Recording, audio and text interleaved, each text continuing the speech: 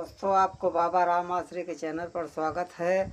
आज हम आपको देवी देवताओं के बारे में बताने वाले हैं। देवी देवताओं को पूजा किस तरीका आप करें, किस तरीका नहीं करें, क्योंकि बहुत से लोग देवी देवताओं का पूजा कर कर के वो फंस गए हैं। भूत प्रेत के लपेट में हैं उनके देवी देवता। वो पूजा कर रहे हैं देवी देवताओं का, मगर भूत जो है पूजा खा कर बढ़ जा रहे हैं। बुला रहे हैं अपने देवी देवताओं को, सामने भूत आ जा रहे। मतलब ऐसी गलती आप ना करें तो ही आपके लिए अच्छा होगा, क्योंकि जब तक आपको कन्फर्म ये ना पता चल जाए कि हमारे घर के देवी देवता कुल कौन हैं, तब तक के लिए आप देवी देवताओं के लिए पूजा करने के लिए भार न उठाएं अपने सर पे। क्योंकि आदमी तो पहले कोई तवज्जो नहीं करता है। जब उसके घर में संकट है या किसी किस्म की परेशानी आने के कारण ओझाई सुखाई कराने के लिए निकल पड़ता है। मतलब भूत के चक्कर में वो जब निकल जाता है तो भटकते भटकते किसी गुनिया के पास जब पहुंचता है तो अपनी समस्याओं को रखता है कि अपनी बीमारी को व्यवस्था जब करवाता है। जब उसे पता चल जाता है, भूत प्रेत का संदेह उसके दिल में बढ़ जाता है, तो वहाँ जब गुनिया उसको बताता है वेदीदार देवताओं के माध्यम से तुम्हारे घर की बीमारी जब बताएगा, सुखाई कराएंगे आप, तो उसमें बताएगा तुम्हारे वेदीदार देवता ये हैं, या फला चीज़ हैं, या काली है, या भैरव है, या राजा बीरपावर है, या पांचों पीर हैं, या कुल देवी हैं। मतलब ये सारी देवताओं के बारे में आपको बताएगा, तो उस पे आपको यकीन नहीं करना है। आप जब तक अपने हिसाब से अपने देवी देवताओं को कन्फर्म पता ना लगा लें कि ओझाई सोखाई के अनुसार से या ओझा सोखा के कहने के अनुसार से आप देवी देवताओं की पूजा ना करें, क्योंकि नहीं तो फंस जाओगे। हमारे पास बहुत सारे भाई ऐसे आ रहे हैं, वो बता रहे हैं कि मैं गुनिया के पास गया था, सोखा के पास गया था, ओझाई करवाया और सोखाई भी करवाया। उन्होंने हमारा देवी देवता निरछल कर दिए। बोले ये तुम्हारे घर के देवी देवता हैं। उसी पे हमें भार उठवा दिए, मतलब पूजा पाठ करवा दिए, पक्का पूजा हमारे घर में आके दिलवा दिए। बाद में हमको ये पता चला हमारे घर के देवी देवता ये नहीं थे, ये हैं। अब बताइए, मैं भोजन दे चुका हूँ किसी और को, जब पक्का पूजा अगर वेदी पे कोई और देवता और भूत प्रेत यदि खा लेंगे तुम्हारे, तो क्या उन्हें तुम भगाओगे? तो क्या वो जा पाएंगे? नहीं जा पाएंगे, किसी कीमत पर नहीं जा पाएंगे। इसके लिए हर वीडियो में मैं समझा रहा हूँ आपको। मैं तो ये भी नहीं कहता हमारे वीडियो को लाइक कीजिए, चाहे भगा कर देखिए, जैसे मर्जी आपकी देखिए। अगर ढंग से देखोगे तो हमारी बातों को आपके समझ में आएगी। आप जहाँ फंसने वाला काम रहेगा वहाँ फंसेंगे नहीं, आप वहाँ से निकल जाएंगे साफ ही साफ। मगर जब उसको देखने के बाद समझेंगे, अमल करेंगे कि बाबा वीडियो में क्या बता रहे हैं, क्या नहीं बता रहे। जब आपको कन्फर्म ये पता चल जा रहा है कि हमारे वेदीदार देवता यही हैं, जब जैसे आपको पता नहीं है, पहले बाप दादा पूजा किया करते थे। जब उनके शरीर पे देवी देवता की सवारी आती थी तो पड़ोस वाले जो बुजुर्ग भी रहते थे वो भी अपनी समस्याओं को लेकर उनके पास पहुंच जाते थे कि आज नवरात्रि का आखिरी दिन है, नवमी का दिन है, आज फला आदमी के डील पर देवताओं की सवारी आएगी, वो अपने देवताओं को पक्का पूजा देंगे। चलो वहाँ जब देवता की सवारी आएगी तो हम भी उनसे अपनी समस्याओं का समाधान करवाएंगे। उनसे पूछ लेंगे कि देवता हमारे घर में क्या चल रहा है, भूत प्रेत का कोई साया तो नहीं आ गया है। जैसे कि जब वहाँ ऐसे पहले एक ताई थी, मगर आज एक ताई नहीं है। आप जा रहे हैं ओझा सोखा के पास, बता दे रहे हैं पटीदारी बीमारी चल रही है आपके यहाँ।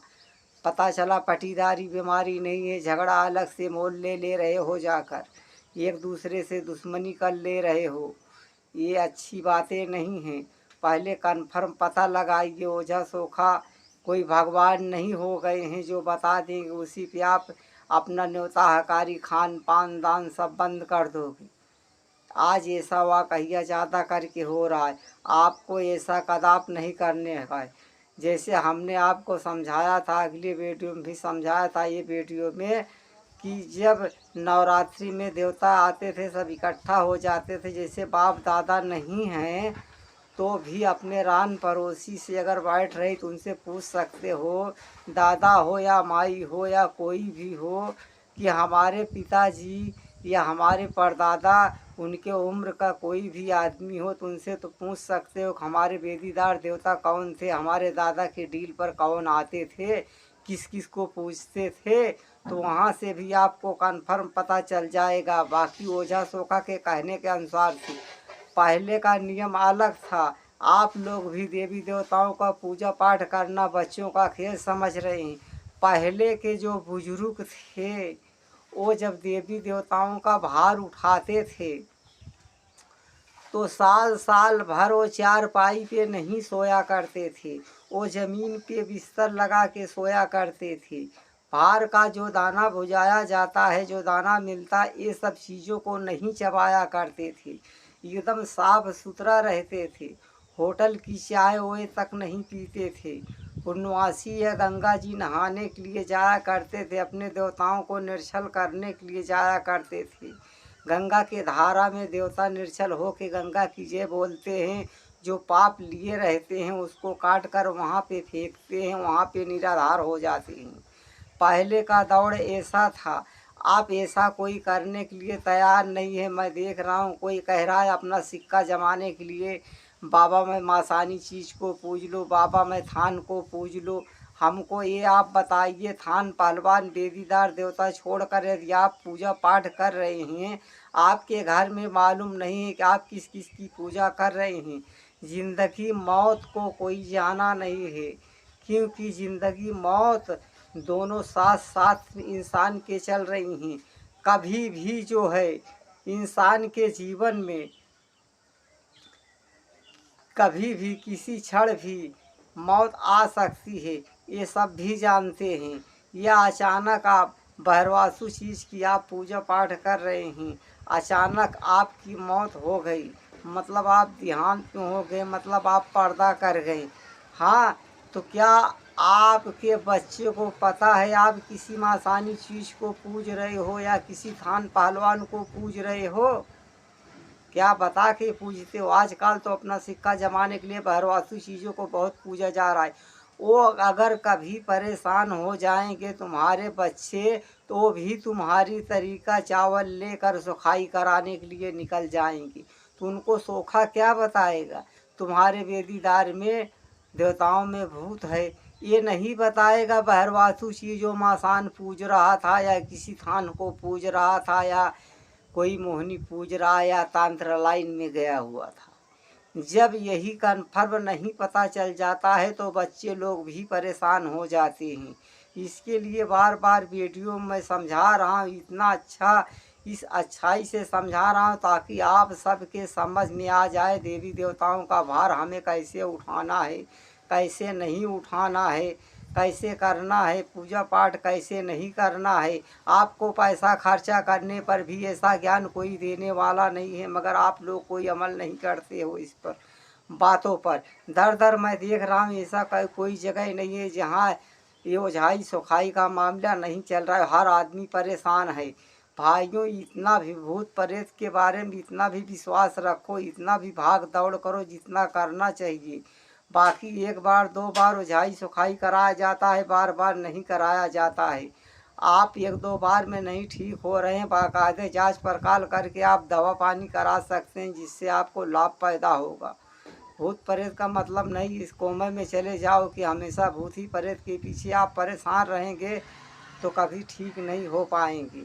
बाकी देवी देवताओं को कैसे पूजा पाठ करना है, कैसे नहीं करना है, जब तक आपको कन्फर्म नहीं हो जाता है मेरी वेदीदार देवता कौन है या चाहे मैं हूँ कोई और है, जब तक आपको अपने घर से कोई भी कन्फर्म पता न चल जाए कि मेरे घर के देवी देवता कौन है, हमारे बाप दादा किसको पूज रहे थे, हमारे मम्मी डैडी किसको पूज रहे थे, जब तक ना पता चल जाए तब तक कोई भी कदम आप देवी देवताओं के बारे में ना उठाएं।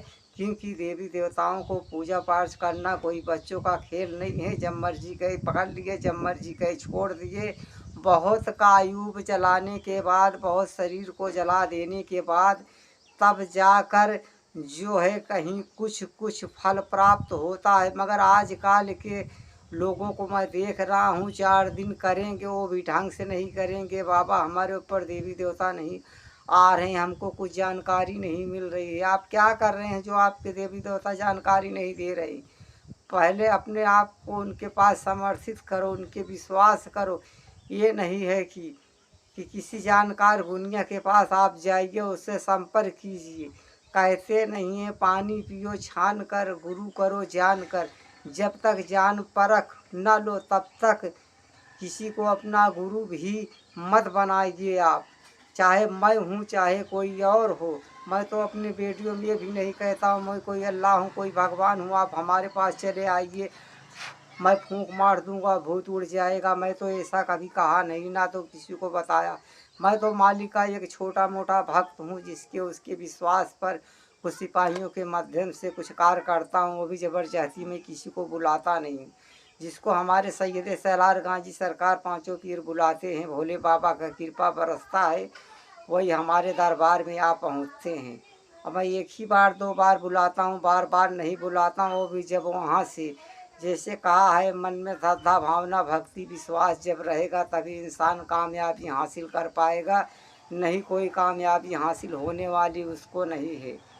समझ रहे हो कि नहीं? जिस तरीका हम समझा रहे हैं उसी तरीका से देवी देवताओं का भार उठाएंगे तो समझ लो आपके घर से भूत भी भाग जाएंगे, सही मार्ग भी आपको मिल जाएगा। ओझाई सुखाई कराइए तो एक बार जाके बीमारी बनवाइए, बार बार मत जाइए। जब आपको आराम मिले तो दूसरा कदम उठाइए, नहीं तो कोई और रास्ता आप देखिए। क्योंकि आज की वीडियो मैं यहाँ पे ख़त्म कर रहा हूँ। और हमारे चैनल पर जो भाई हमारे वीडियो को देख रहे हैं उन भाइयों के लिए मैं प्रार्थना कर रहा हूँ जो झाई सुखाई में अधिक मंत्रों में परेशान हो गए हैं, भूत के कोमा में परेशान हो गए, उनके घर में चारों तरफ उनके रोजी रोजगार में भूत का साया पड़ गया है। मालिक से मैं ये प्रार्थना करूँगा उससे हाथ जोड़कर, हे मालिक हे पालनहार हे पिता ईश्वर, तो उनको सही रास्ता दिखा, सही मार्ग दे, अपने पनाह में रख। वो भूल गए हैं गुमराह हो गए हैं, उनको सही रास्ता दिखा दे, उनके घर से शैतानी बलाओं को दूर कर। सबका मालिक एक